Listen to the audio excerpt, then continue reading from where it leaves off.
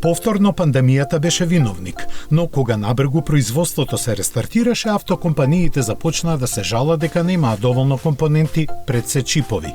Не помина многу време да се покаже и дека цените на повеќето репроматеријали и суровини значително се пораснати, што повторно значеше дека нема доволно возила за задоволување на побарувачката, барем не такви што купувачите бараат.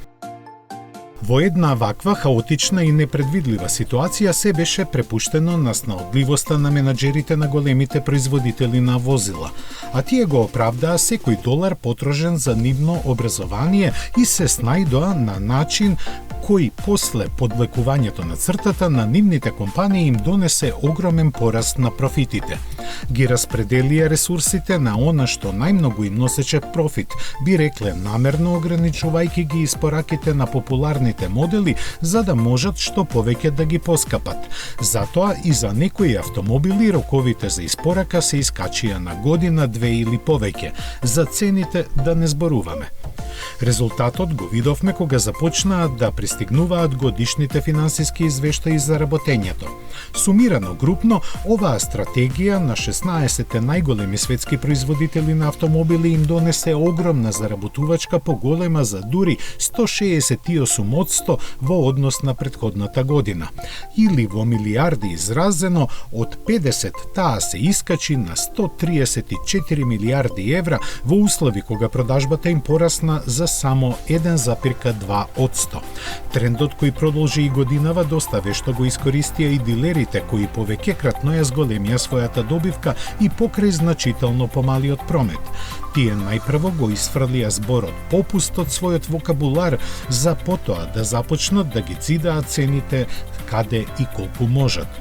Иако оваа стратегија има економска смисла, таа создава загриженост бидејќи еден ден работите треба да се вратат на некое избалансирано ниво.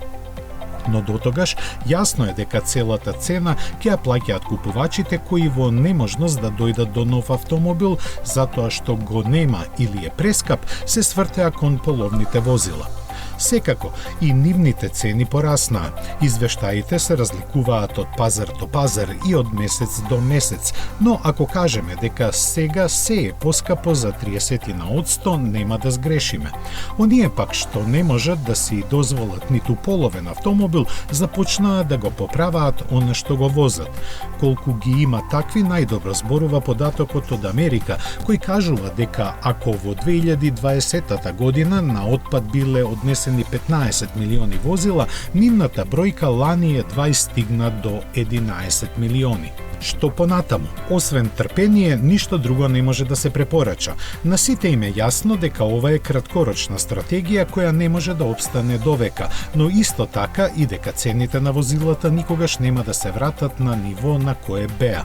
Сега сваќаме што мислеа аналитичарите кои ни посочуваа дека еден ден цените на електричните и возилата со конвенционални мотори ќе се изедначат, дека тоа не значи дека електричните ќе поевтинат, како што се надеваме, туку дека другите возила ќе поскапат.